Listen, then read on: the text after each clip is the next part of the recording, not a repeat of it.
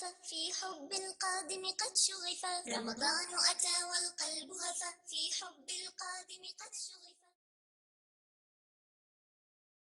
من فطر فیہ صائمن،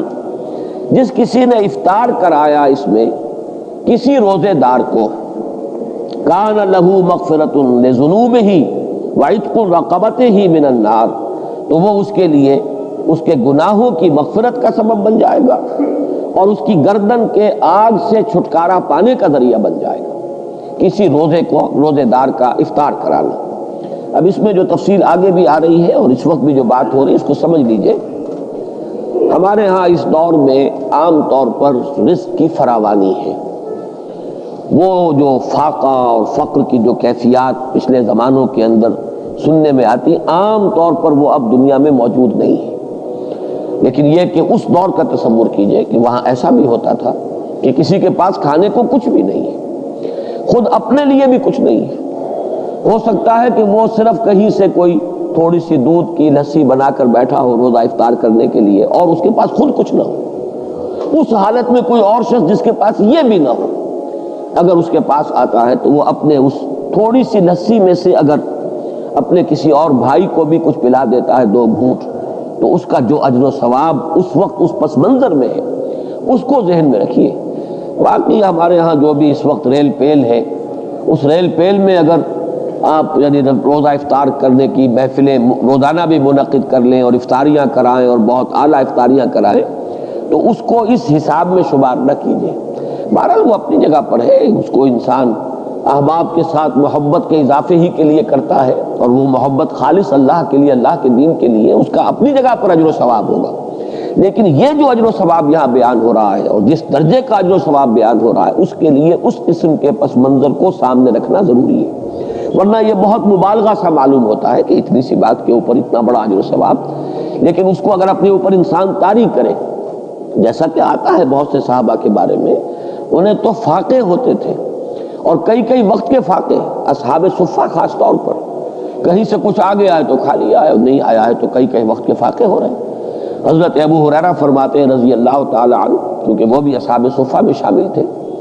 کہ ایسا بھی ہوتا تھا کہ کئی وقت کے مسلسل فاقے کی وجہ سے غشی طاری ہو جاتی تھی، لیکن لوگ یہ سمجھتے تھے کہ شاید انہیں مرگی کا دورہ پڑا ہے، لہذا وہ گردن پر پاؤں رکھ کے اور دباتے تھے۔ یہ کیفیت بھی وہاں پر ہوتی تھی،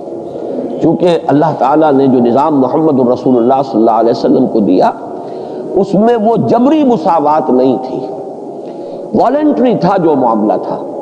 جو زکوٰۃ ہے وہ فرض ہے، لیکن یہ کہ باقی صدقہ خیرات اپنے رزق میں دوسروں کو شامل کرنا یہ لوگوں کے اپنے جذبے پر چھوڑ دیا گیا تھا۔ وہ واقعہ بھی آتا ہے کہ خود حضور صلی اللہ علیہ وسلم کو کئی وقت کا فاقہ تھا، لیکن ظاہر بات ہے کہ حضور کسی کے سامنے دست سوال دراز کرنے والے تو نہیں تھے۔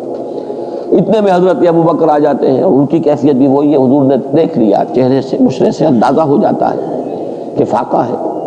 حضرت عمر آئے، ان کا حال بھی یہی ہے۔ تو حضور پھر ان دونوں کی وجہ سے اٹھے، ان کو لے کر ایک انصاری کے باغ میں پہنچے۔ اب ان انصاری صحابی کی عید ہو گئی کہ حضور تشریف لائے، وہ دوڑے فوراً باغ میں سے کچھ انگوروں کے خوشے کچھ اور چیزیں لا کے فوراً رکھی اور پھر چھری ہاتھ میں لے کر دوڑے لپکے کہ کسی جانور کو ذبح کرے اور پھر یہ کہ ضیافت کا اہتمام کرے۔ تو حضور نے فرمایا دیکھنا کہ کسی دودھ دینے والے جانور کو ذبح نہ کرنا، کوئی اور نہ ہو اور بکری ہو اور وہ دودھ دیتی ہو اور بچوں کے لیے وہ ایک ذریعہ بنتا ہو اور تم اس کو ذبح کر دو۔ بہرحال اس کے بعد انہوں نے، جیسا کہ آپ کو معلوم ہے کہ وہاں گوشت اس طرح تیار نہیں ہوتا تھا، وہ تو بس یہ کہ اس کو گوشت کو تیار کیا اور سیکا آگ کے اوپر اور گوشت تیار ہے کھانے کے لیے، تو وہ حضور نے بھی تناول فرمایا، حضرت ابو بکر نے، حضرت عمر نے، اور پھر حضور نے فرمایا روٹی کا تھوڑا سا ٹکڑا لے کر اس پر چند بوٹیاں رکھ کر کہ یہ عائشہ کو بھی دے آؤ، اسے بھی کئی وقت کا فاقہ ہے رضی اللہ تعالیٰ۔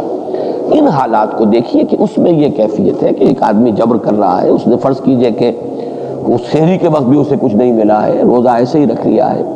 اب روزے کے افطار کے وقت اسے کوئی شے جو ہے میسر آ گئی ہے، اس کو لے کر وہ بیٹھا ہے کہ دیکھتا ہے کہ کوئی اور ساتھی، کوئی اور دوست، کوئی اور مسلمان بھائی ایسا بھی ہے جس کو یہ بھی میسر نہیں، اب اس میں سے وہ چند گھونٹوں میں سے چند گھونٹے پلا دینا، اگر ایک گلاس کسی کے پاس ہے تو اس میں سے 2 گھونٹ پلا دینا، واقعتاً اس کا اجر و ثواب جو ہے وہ وہی ہوگا جو حضور صلی اللہ علیہ وسلم بیان فرما رہے ہیں۔